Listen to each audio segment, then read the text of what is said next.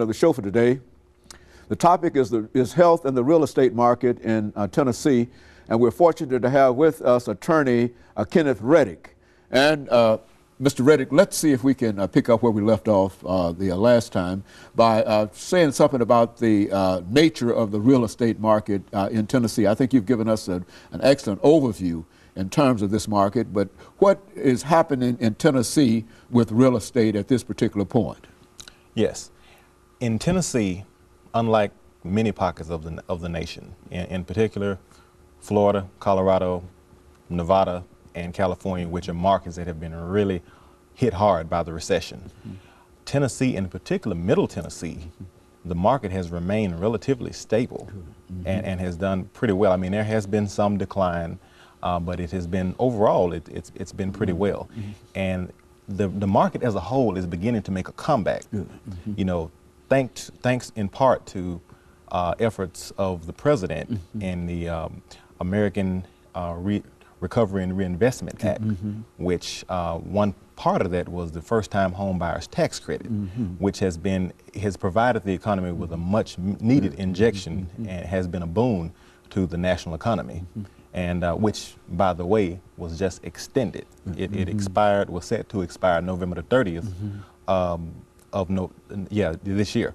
But it has been extended until June the 30th, but a contract has to be in place by April the 30th, a fully executed sales contract, and it will close on June the 30th. And that has allowed really for a lot of people that were thinking about buying homes but were not sure and had some reservations to really go ahead and take advantage of a tax credit, which was $8,000. If they owed taxes to the government, then say if they owed $4,000, then they would receive a check, a rebate check in the mail from the IRS for $4,000.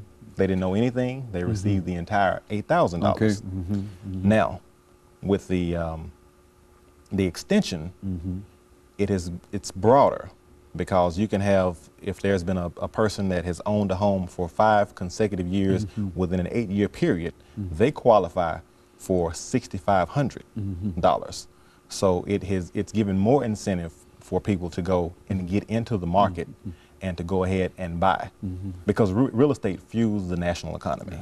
There are a lot of economic indicators, and unfortunately right now we still have a lag when it comes to jobs. The unemployment rate now is 10.2%, just crossed 10.2%. And that is the only thing that is keeping the economy keeping the real estate market from really just taking off and surging, is because right now you have record interest rates are at record lows. There's much inventory on the market. So buyers have a lot to choose from. And when you look at all those things, and $8,000 or $6,500 in your pocket, that is great incentive to go ahead and purchase. So, but in Tennessee, the market has remained relatively stable and good, and it's good compared to the rest of the country. And so you think that we're just about on the verge, perhaps, of a real estate surge? Do you believe that it's coming sometime soon? Yes, I believe that it's a good chance for that, because as I indicated earlier, with interest rates, interest rates are really low, but jobs have to come back around. And once because as long as there's uncertainty as far as whether or not, I'm going to go to work and I'm going to receive a pink slip, how long is my job going to be? Will I be, one of the first hired, first fired, in a situation like that? But as long as the jobless rate and the unemployment rate is over 10%, then, which is the last thing to the lagging indicator in any economic recovery, because we see the Dow Jones Industrial is over 10,400. So it has come back a long way. And pending sales and first time, you can see just so many different indicators that the market is on the way back. But we're not all the way out of the woods yet. And so, is it true that sometimes employers sort of are reluctant to hire because they're not sure how long that hire might be, which is to say that they would hate to hire somebody today and 3 months later have to release them, and et cetera. Do you find that to be a part of the whole situation dealing with the jobs in the economy? Is that true? That's what I've heard. I think that has a tremendous amount to do with it. Is that the employers are concerned right now. Employees are concerned. Employees that are seriously considering saying, I want to go ahead and take that step and go ahead and buy a home and purchase a home. They feel like, well, I don't know if I need to do that right now because I'll get in. Yes. Yes, but one of the things also, Dr. Haney, that is really hurting the market, and actually there are several things. There are short sales, foreclosures. Those are having a significant and a deleterious effect on the economy, because short sales. Explain that. Yes. Short sales are situations where the lenders agree to accept less money than what is owed on the property.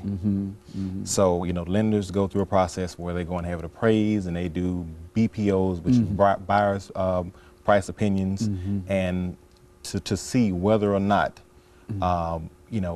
is this a good, should we make this decision? And typically in a situation like that, the buyers, the sellers would have to provide a hardship letter, which would say, you have to produce your W-2s for 2 previous years, and also what you make, and your situation, and most of the time you have to be behind in your mortgage a couple of months before they would even consider doing a short sale.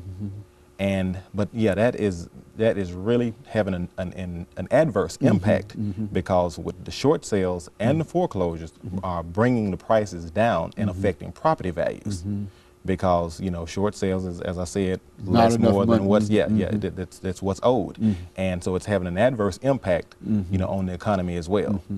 And so as soon as we turn around and get people back to work and can move away from these so-called short sales, you think that things will be much better, and the housing market can do a lot in terms of joblessness.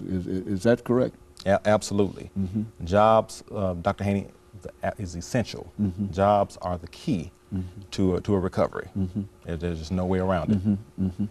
Okay, and of course, we're ending the second segment of this show, Attorney Reddy.